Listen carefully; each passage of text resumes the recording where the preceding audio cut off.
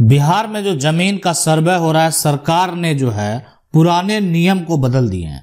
अगर आपके पास भी कहीं पर जमीन है, अगर आपके पूर्वज का कोई भी खतियान है, आपके पास जमीन की अगर कोई रसीद है या आप जमीन को खरीदे हैं, तो इस जमीन का आपके पास रजिस्ट्री का दस्तावेज तो जरूर होगा।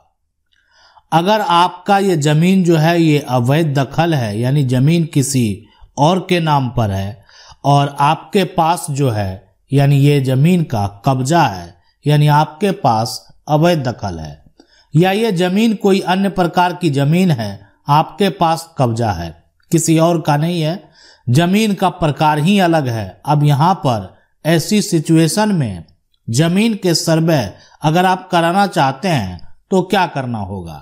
रही बात जमीन के खतियान की, तो अगर आपके पास जमीन का पुराना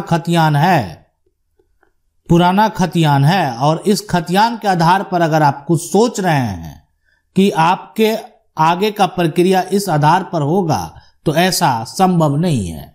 यानी सरकार का जो है साफ साफ निर्देश दे दिया गया है कि यानी अगर आप ऐसा करने का सोच रहे हैं, इस आधार पे अगर आप दावा करने का सोच रहे हैं, तो ऐसा नहीं होने वाला है। पुराना खतियान आपका था, नया किसी और का है, तो वहां पर यह फैसला कोर्ट को करना है। यानी आपकी त्रुटि का अब आपको यहां पर किसी प्रकार का सुधार का मौका नहीं मिलेगा। अभी भी आपके पास मौका है और इस विवाद को लेकर आप कोर्ट जा सकते हैं, केस फाइल कर सकते हैं और उसके बाद अपनी जमीन को अपने नाम करा सकते हैं। लेकिन अब यहां पर जो समझने वाली बात है कि आखिर खतियान कौन सा होगा, तो नया खतियान जो कि वर्तमान में अभी नया यहां पर खतियान है और इसके बाद यानी एक और नया खतियान आपको मिलेगा, उस आधार पर आप जमीन का दावा कर सकते हैं, उस आधार पर आप जमीन अपने नाम से करा सकते हैं। अब यहां पर किसी का रजिस्ट्री है, लेकिन यहां पर उनका जो है दाखिल खारिज नहीं हुआ है, उनको भी घबराने की जरूरत नहीं है। आपके पास रजिस्ट्री है, यानी रजिस्ट्री के साथ साथ आपके पास उसका कब्जा होना चाहिए, और ये दोनों यानी रजिस्ट्री कब्जा के अगर आपका है और किसी प्रकार का यहाँ पर विवाद नहीं है, यानी उस पर किसी प्रकार का कोई भी विवाद नहीं है, कोई भी ऑब्जेक्शन करने वाला नहीं है, तो भी आपको घबराने की जरूरत नहीं है। अब है कि किसी का अवैध दखल है, तो अवैध दखल वाले को सावधान हो जाना चाहिए। यानी ये जमीन को आपको साबित करना पड़ेगा, नहीं तो ऐसी नहीं है कि यहाँ पर जमीन जो है वो आपसे छीन लिया जाएगा। भूमि सर्वेक्षण में आपसे जमीन छीना नहीं जाएगा, सिर्फ यहाँ पर जो पुराने मालिक हैं, पुराने जो जमींदार हैं, उन्हीं का नाम को दर्ज कर दिया जाएगा। अब सरकार के द्वारा जो है यानी निर्देश जो दिया गया है, जो अधिकारी हैं उनको साफ साफ यहाँ पर निर्देश दे दिया गया है। कहा गया कोई भी अगर मामला जो है वो लंबित है, तो उसको जल्द से जल्द जो है यानी उसका निपटारा आपको करना होगा। नहीं करेंगे यानी समय दिया गया कि आप जो है 1 महीना 2 महीना के अंदर आपको जल्द करना है, जो भी करना है। अगर आप जो है ये मामला का निपटारा नहीं करेंगे, तो फिर जो है यहाँ पर कार्रवाई आप ही के ऊपर की जाएगी।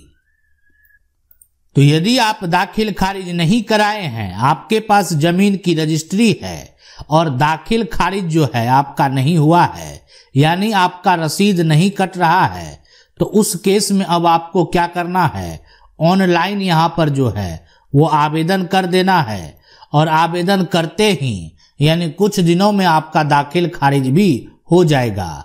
यानी दाखिल खारिज नहीं हुआ है तो आपको दाखिल खारिज करा लेना चाहिए। फिर भी किसी कारणवश अगर नहीं होता है, फिर भी आपका दावेदारी जो है जमीन से वो नहीं जाएगा। सरकार के द्वारा जो निकाले गए निर्देश हैं वो है कि जरूरत पड़ने पर सरजमीन पर घूमकर अपनी जमीन की चौहद्दी बताना चाहिए। अगर ऐसा होता है तो आप जो है यानी सर जमीन पर ले जाकर अपना पोजीशन जो है वो बता सकते हैं। अपनी जमीन का जो मोर है उसको ठीक ठाक बना लें। और उसको एक तरह से आप नापी करवा लें, कहां तक आपका क्या है।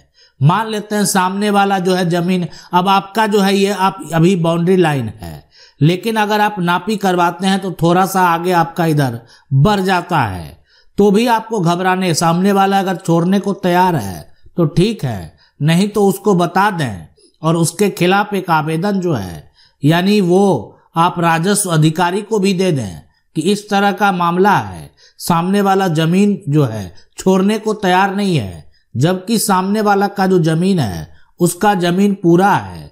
ये ऐसा नहीं है कि जमीन लेने के बाद सामने वाला का जमीन कम हो जाएगा। जमीन का विवरण जो है चौहद्दी के साथ आपको प्रपत्र 2 में भरकर शिविर में जमा करना है। यानी एक तरीके से अगर देखा जाए तो सरकार के द्वारा पहला कदम जो उठाया जा रहा है कि जो भी त्रुटि है पहले उसका सुधार कर लें। जिसके पास कागजात नहीं है यानी वो कागजात निकाल लें, कागजात जो है वो निकाल लें। अब जिसके पास दाखिल खारिज नहीं है वो म्यूटेशन करवा लें। तो इसीलिए समय दिया जा रहा है, यानी आपको क्या करना है, अगर आपका कागजात तैयार हो जाएगा और आपके क्षेत्र में अगर शिविर लगाया जाएगा तो शिविर में जमा कर दें, या आप ऑनलाइन प्लेटफॉर्म पर भी जमा कर सकते हैं। साथ में घोषणा पर जो है यहाँ पर प्रपत्र 2 के साथ जो कागजात आपको देना है वो जमाबंदी संख्या का विवरण आपको डाल देना है। जमीन का रसीद जो भी है अगर उपलब्ध है तो डालना है, नहीं उपलब्ध है नहीं डालना है। खतियान का नकल उपलब्ध है तो वो भी आपको लगा देना है, बेहद जरूरी है ताकि वेरीफाई सही तरीके से किया जा सके। अब अगर जिसके नाम से जमाबंदी है उसकी मृत्यु हो गई है यानी अभी वो मृत है तो मृत जमाबंदी रैयत की मृत्यु की तिथि साथ में मृत्यु प्रमाण पत्र आपको जो है वो बनवा कर देना चाहिए। नहीं देंगे तो समस्या उत्पन्न होगा। अब तो सरकार के द्वारा अगर कोई भी निर्देश निकाला गया उसका अगर आप पालन नहीं करेंगे तो फिर आपको तो समस्या उत्पन्न होगा। अब ऐसे लोग सरकार के द्वारा निर्देश जो दिए गए हैं उसका पालन ही नहीं कर रहे हैं तो उनको तो समस्या उत्पन्न होगा। उसके बाद आवेदक या यहाँ पर हित जो भी अर्जन करने वाले का मृतक का वारिस होने का प्रमाण पत्र, आप वंशज हैं, उत्तराधिकारी है तो वंशावली तो चाहिए, वारिस होने का प्रमाण पत्र आपको देना होगा। साथ में सक्षम न्यायालय का अगर आदेश हो, देखें कोई भी अगर कोर्ट का कोई आदेश है, कोर्ट का आदेश, तो कोर्ट के आदेश के अनुसार ही भूमि का सर्वेक्षण होना है। किसी के नाम क्यों ना कागजात हो, वर्तमान में किसी का नाम क्यों ना हो, लेकिन कोर्ट का अगर आपके पास आदेश है तो उस आदेश जो है वो सबसे ऊपर है। अगर मान लेते हैं किसी का फैसला सिविल कोर्ट में हो गया, उसके पक्ष में आदेश है, वो आदेश आप डाल सकते हैं, यानी हाई कोर्ट का आदेश है वो भी आप लगा सकते हैं। ये पूरा प्रक्रिया है, यानी आपको कोर्ट का आदेश जो है यानी आप समझ सकते हैं एक ऐसा कागजात है जो सबसे ऊपर है, यानी उसी के अनुसार आपका कागजात तैयार किया जाएगा। रैयत अपनी वंशावली जो है प्रपत्र 3.1 में यहाँ पर संलग्न कागजात के साथ शिविर में जमा करेंगे। प्रपत्र 7 एवं जो है LPM मिलने के बाद ठीक से जांच कर लें, गलत होने पर प्रपत्र 8 में आपत्ति दें, यानी आपको मौका भी दिया गया है, यानी आप आपत्ति जो है वो भी दर्ज कर सकते हैं। यानी अगर मान लेते हैं किसी कारणवश भरने में ही त्रुटि हो जाए या किसी प्रकार की कोई त्रुटि हो जाए तो फिर आपको नजर वहां पर गया कि नहीं इसमें तो त्रुटि है, इसका सुधार होना चाहिए, तो फिर आप आपत्ति जो है वो भी दे सकते हैं। ऐसा भी हो सकता है कि आपकी जमीन है और इसका विवरण जो है कोई और भर कर दे दे, तो वहां पर तो आपत्ति बेहद जरूरी है। मान लेते हैं इसको अगर है आपकी जमीन है और कोई और इसका जो है डिटेल भरकर और वो एक तरह से भूमि सर्वेक्षण यानी सर्वे के लिए दे दिया गया है, तो वहां पर भी आपको क्या करना, अपना आपत्ति दर्ज करना है। सुनवाई के दौरान जो है समय समय उपस्थित होकर अपना पक्ष रखें।